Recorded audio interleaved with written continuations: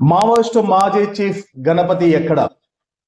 Maoist party supreme పూర్వ ప్రధాన కార్యదర్శి ముప్పాల లక్ష్మణరావు ఎలియాస్ గణపతి ఆచూకీపై సందిగ్ధత వీడడం లేదు.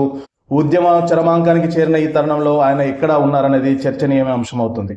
వృద్ధాప్యం, అనారోగ్యం రీత్యా 2015లో పార్టీ సారథ్యాన్ని నంబాల కేశవరావు ఎలియాస్ బసవరాజుకు అప్పగించిన గణపతి అప్పటి నుంచి దండకారణ్యానికే పరిమితమయ్యారు.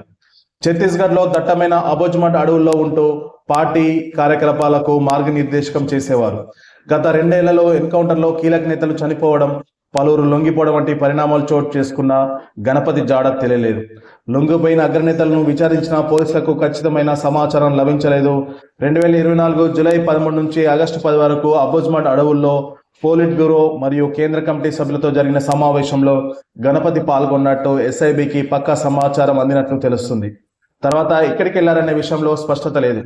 ఆయనకు జార్ఖండ్, బీహార్, పశ్చిమ బెంగాల్ మీదుగా నేపాల్కు, అక్కడి నుంచి ఫిలిప్పీన్స్కు వెళ్లి ఉండొచ్చనే అనుమానాలు ఉన్నాయి. భారత్లోనే ఎక్కడో అర్బన్ షెల్టర్లో తలదాచుకొని ఉంటారనేది ప్రచారము కూడా ఉంది. Coordination committee of Maoist parties and organisation of South ఏషియాతో మావోయిస్ట్ పార్టీకి సత్సంబంధాలున్నాయి.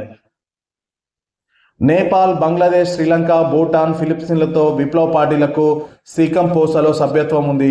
ఈ నేపథ్యంలోనే గణపతి విదేశాలకి వెళ్లి ఉంటారని నిఘా వర్గాలు భావిస్తున్నాయి.